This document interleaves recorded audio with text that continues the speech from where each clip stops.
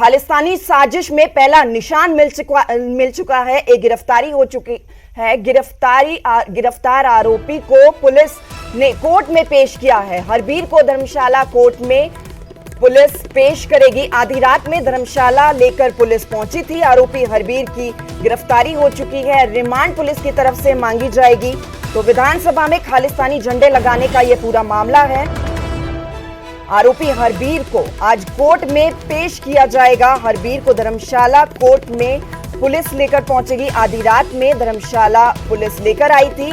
आरोपी हरबीर की remand police की तरफ से मांगी जाएगी। कल रोपड़ के मोरिंडा से इस आरोपी की गिरफ्तारी हुई है। मुख्यमंत्री जयराम ठाकुर ने खुद ट्वीट करके इस बात की जानकारी दी। मामले में 2 आरोपियों के नाम सामने आए। एक आरोपी हरबीर को पुलिस ने गिरफ्तार कर लिया है, जिसको आज कोर्ट में पेश किया जाएगा। दूसरा परमजीत, जो अभी फरार बताया जा रहा है। तो धर्मशाला से विचित्र शर्मा हमारे संवाददाता हमारे साथ लाइव जुड़ चुके हैं। विचित्र, ये जो आरोपी है जिसकी गिरफ्तारी पुलिस ने की है, कैसे आरोपी तक पुलिस पहुंची, सबसे पहले ये आपसे जानना चाहेंगे। देखिए श्वेता, आपने बिल्कुल अहम सवाल यहां पर पूछा है कि कैसे आरोपी तक पुलिस पहुंची है। देखो, सबसे पहले तो जब भी ये वारदात हुई थी 8 मई के दिन ये वारदात उजागर हुई थी, लेकिन वैसे उससे पहले ही एक जो आधी रात को, शनिवार की आधी रात को ये वाकया जो है वो घटित हुआ था। उस वक्त वीडियोग्राफी उन आरोपियों की ओर से की गई थी और उसके बाद जो है फिर पुलिस ने और सरकार ने जो है पूरी तत्परता के साथ इसमें एसआईटी गठन की थी और एसआईटी की जो कमांड थी वो वरिष्ठ आईपीएस अधिकारी डीआईजी संतोष पटियाल को दी थी। लेकिन उसमें जो है एक अहम और कड़ी जोड़ते हुए जो है वरिष्ठ आईपीएस अधिकारी और बहुत ही तेज तर्रार जो आईपीएस अधिकारी हैं हिमाचल प्रदेश पुलिस में, वो है विमुक्त रंजन। तो उनको ये जिम्मेदारी सौंपी थी इसलिए ही कि ताकि इस पूरे मामले को जो वो उसमें तेजी लाई जा सके और जल्द से जल्द जो है वो आरोपियों तक पहुंचा जा सके। इसलिए क्योंकि बहुत ज्यादा दबाव कहीं ना कहीं इस पूरे वाकयात के बाद जो है सरकार पर पड़ता हुआ नजर आ रहा था श्वेता। तो उसके तुरंत बाद बिल्कुल जिस तरह से सरकार ने सोचा था, सरकार की कसौटी पर खरा उतरते हुए उसी वरिष्ठ आईपीएस अधिकारी की सुपरविजन में जो है जो पुलिस की जो टीम है, एसआईटी की जो टीम है, वो फिर चमकौर साहिब पहुंचती है, रोपड़ पहुंचती है और इनपुट जो मिली थी वो बड़ी अहम है। वो इनपुट जो हासिल की गई है, जो हमें पुख्ता सूत्रों के हवाले से ही जानकारी मिली है, हालांकि इसकी पुष्टि अभी तक जो है पुलिस और एसआईटी की ओर से नहीं की गई है। तो जानकारी ये मिली है कि जो ये आरोपी थे वो एक दिन पहले ही यहां पर आकर जो है एक होम स्टे में ठहरे हुए थे, धर्मशाला के होम स्टे में ठहरे थे और उसके साथ एक और आरोपी था, क्योंकि जो आरोपी है हरवीर सिंह वो कबूल कर चुका है कि उसके साथ एक और उसका साथी था जिसका नाम अमरजीत बताया जा रहा है। और ये लोग जो है वो पहले वहां पर आए हैं, उस जगह की रेकी की है। उसके बाद वहां पर जो है रेगुलर जो है उनकी किसी से बातचीत हो रही थी, फोन कॉल जो जब सर्विलांस किया गया है नंबर, जब सर्विलांसिंग की गई है नंबर की, तो कॉन्टैक्ट नंबर की वजह से ही कहीं ना कहीं जो है अहम सुराग मिले थे। तो उसके बाद जो है पुलिस जो एसआईटी है उस जगह तक पहुंची। वही जो नंबर जो बार बार वहां पर ऑन हो रहा था, वही नंबर जो उससे बातचीत वहां पर हो रही थी, वही कॉन्टैक्ट जो है वो कुछ दिनों के बाद यानी 2 से 3 दिन के बाद जो है वो पंजाब के रोपड़ में जाकर मिल रहा था। तो इसी इनपुट के आधार पर जो है जो आईपीएस अधिकारी हैं विमुक्त रंजन, उनकी जो टीम है वो मौके पर पहुंचती है और हरवीर को उसके घर से ही उठा लेती है, जबकि अमरजीत के घर भी वो जाती है, लेकिन वहां पर जो है अमरजीत मौके पर नहीं मिलता है।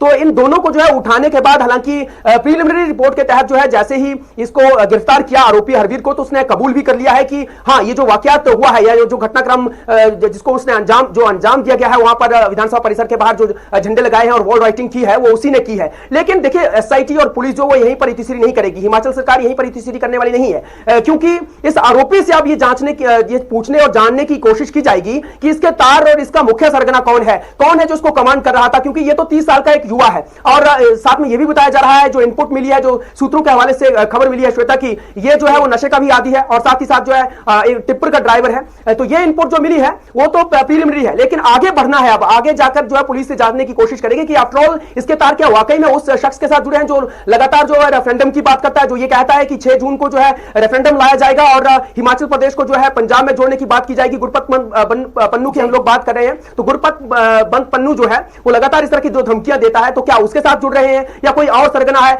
मोहाली वाला जो एपिसोड हुआ है वो उनके साथ इनके तार जुड़ते हैं। तमाम सारी पूछताछ है, उसी को लेकर आज इसको कोर्ट में पेश किया जाना है धर्मशाला में और उसके बाद रिमांड मांगा जाएगा बाकायदा, ताकि जो है पूरी गहनता के साथ पूछताछ की जा सके। और इसके साथ और कौन कौन है श्वेता, उनको भी जो है वो ढूंढने की कोशिश जो है वो की जाएगी श्वेता। बिल्कुल बिल्कुल विचित्र, मैं यही सवाल आपसे करना चाह रही थी कि दूसरे आरोपी की धरपकड़ के लिए क्या इस आरोपी जिसको गिरफ्तार किया है इससे कोई सुराग मिल सकता है? डेफिनेटली श्वेता, देखिए, क्योंकि ये वो जो दूसरा आरोपी बताया जा रहा है अमरजीत, वो इसी का सहयोगी है, क्योंकि ये बात ये खुद कबूल कर चुका है कि उसके साथ एक और युवक था और उसके साथ ही मिलकर इस पूरी वारदात को उसने अंजाम तक पहुंचाया था। तो डेफिनेटली पुलिस जो है वो उसके पीछे लगी हुई है। तो कहते हैं ना कि मैं डाल डाल तू पात पात, तो अगर 3 दिनों के अंदर मुख्य आरोपी को पकड़ा जा सकता है तो उसके साथी को पकड़ने में कोई बड़ी बात नहीं है, क्योंकि जिसके कांधों पर यह कमान सौंपी गई है, खुद जब सरकार को लगा, जब मुख्यमंत्री जयराम ठाकुर को लगा कि आईपीएस अधिकारी विमुक्त रंजन जो है इसमें पूरी सतर्कता के साथ या पूरी तत्परता के साथ जो है वो आरोपी तक पहुंच सकते हैं, तो कहीं ना कहीं उनकी जो ये सोच थी, उनकी जो इस मनसा, और उसके बाद उनको, क्यों मैं ये बात बार बार इसलिए दोहरा रहा हूं क्योंकि जब एसआईटी का गठन किया गया था उस वक्त 6 सदस्यीय ये टीम बनाई गई थी, उसमें विमुक्त रंजन का नाम कहीं नहीं था, लेकिन उसके तुरंत बाद जो है जो हमारे पास दूसरी नोटिफिकेशन आई है, वो नोटिफिकेशन ना तो सार्वजनिक हुई थी, ना उसमें किसी तरह का कोई जिक्र किया गया था, लेकिन लिखित रूप से हैंड राइटिंग से उसमें डेट लिखी हुई गई है 8 मई की। तो उसमें लिखा गया है कि विमुक्त रंजन जो है इसको, इस प्रोसेस को फास्ट करने के लिए, तुरंत जो है आरोपियों तक पहुंचने के लिए जो विमुक्त रंजन को ये जांच सौंपी जाती है, वो खुद जो है वो एसआईटी में बतौर सदस्य जो है वो इसमें काम करेंगे। तो कहीं ना कहीं ये बिल्कुल लगता है कि सरकार जो है इस पूरे मामले को लेकर आपने बिल्कुल ठीक कहा, एक गिरफ्तारी मामले में हो चुकी है। बहुत बहुत शुक्रिया विचित्र तमाम जानकारी देने के लिए इस पूरे मामले को लेकर। तो 2 आरोपियों का नाम सामने आया, एक आरोपी की गिरफ्तारी हो चुकी है, पंजाब के मोरिंडा से गिरफ्तारी हुई, आधी रात को इसको धर्मशाला लाया गया, कोर्ट में आज पेश किया जाएगा। इस आरोपी से पूछताछ में कई और बड़े खुलासे होने की भी उम्मीद है। तो 2 आरोपी जिसमें से एक फिलहाल फरार है, जिसको पुलिस लगातार तलाश कर रही है। कब उसकी तलाश खत्म होगी पुलिस की तरफ से वो देखना होगा, क्योंकि दोनों ही आरोपी की गिरफ्तारी बेहद ही जरूरी है। दूसरे आरोपी से भी जो जानकारी निकलकर सामने आएगी वो बेहद ही अहम।